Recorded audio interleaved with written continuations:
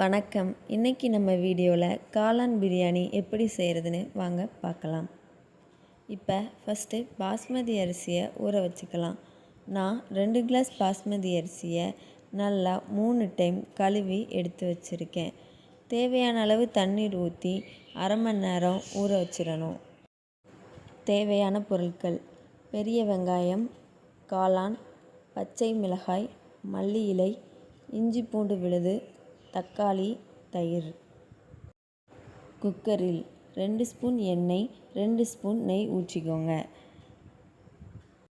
பிரியாணிக்கு நெய் சேர்க்கும்போது நல்லா டேஸ்ட்டாக இருக்கும், மணமாக இருக்கும். வேணாம்னா ஸ்கிப் பண்ணிக்கோங்க.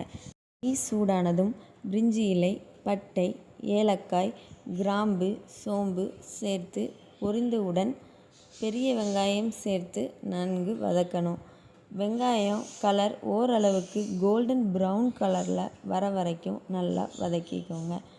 அப்போ தான் பிரியாணி சாப்பிட்றப்ப நல்லா இருக்கும்.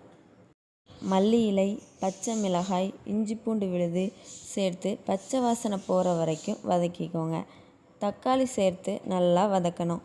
தக்காளி வதங்க சிறிதளவு உப்பு சேர்த்துக்கோங்க. இப்படி தக்காளி நல்லா வதங்கியதும் தேவையான மசாலா சேர்க்கலாம்.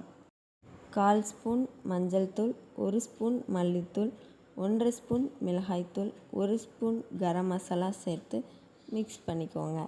மசாலா பச்சை வாசனை போன அப்புறம் 1/4 கப் தயிர் சேர்த்துக்கோங்க. தயிர் ஃப்ரெஷ்ஷாக உள்ளதாக எடுத்துக்கோங்க. பிரியாணியில் ஆல்ரெடி தக்காளி சேர்த்துருக்குறோம். கொஞ்சம் புளிப்பாக தயிர் சேர்த்தா கூட பிரியாணி புளிப்பாக இருக்கும். அதனால் ஃப்ரெஷ்ஷாக சேர்த்துக்கோங்க. தேவையான அளவு காளானை இந்த மாதிரி கட் பண்ணிக்கோங்க. காளானை ரொம்ப சின்னதாக கட் பண்ணிவிட்டு சேர்த்திங்கன்னா பிரியாணியில் காளான் இருக்கதே தெரியாது. இப்படி கட் பண்ணால் குக்காகி வரவும் கரெக்டாக இருக்கும். காளானை சேர்த்து நல்லா கலந்து விடுங்க. காளானில் மசாலா நல்லா கோட்டாகி வரணும்.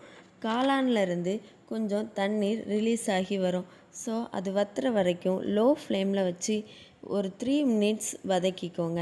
இப்போ பாருங்கள், தண்ணிலாம் வற்றி ஆயிலெலாம் பிரிஞ்சு வந்திருக்கு. இது ஊற வச்ச பாஸ்மதி அரிசியை தண்ணீரை வடிச்சிட்டு சேர்த்துக்கலாம். அப்புறமா தண்ணீர் எந்த கிளாஸால் அரிசி அளந்து எடுத்தீங்களோ அதே கிளாஸ் அளவில் தான் தண்ணீர் எடுக்கணும். 1 கிளாஸ் அரிசிக்கு 1.5 கிளாஸ் தண்ணீர் ஊற்றணும். நான் இப்போ 2 கிளாஸ் அரிசி எடுத்துருக்கிறேன், அதனால் 3 கிளாஸ் தண்ணீர் சேர்க்கிறேன். அப்புறமா தேவையான அளவு உப்பு சேர்த்து கலந்துக்கோங்க. குக்கர் மூடி போட்டு மூடி வச்சுருங்க. நான் யூஸ் பண்ணுற இந்த குக்கரில் 3 விசில் விட்டால் தான் கரெக்டான பக்குவத்துக்கு வெந்து வரும். ஒரு சிலர் யூஸ் பண்ணுற குக்கரில் 1 இல்லை 2 விசில் வந்தாலே ரைஸ் நல்லா வெந்து வந்துடும். அதற்கு ஏற்றா போல் உங்கள் குக்கரில் எத்தனை விசில் விட்டால் ரைஸ் வந்து வருமோ அத்தனை விசில் எடுத்து வச்சுக்கோங்க. பாருங்கள், 3 விசில் வந்துடுச்சு. குக்கரில் விசில் வெயிட் குறைஞ்சிடுச்சுது. ரொம்ப டேஸ்டியான நல்லா கமன்னு காளான் பிரியாணி ரெடி. தேங்க்யூ ஃபார் வாட்சிங். என்னோடய சேனலை சப்ஸ்கிரைப் பண்ணிக்கோங்க. அப்படியே பக்கத்தில் இருக்க பெல் ஐக்கனை கிளிக் பண்ணிக்கோங்க. பை.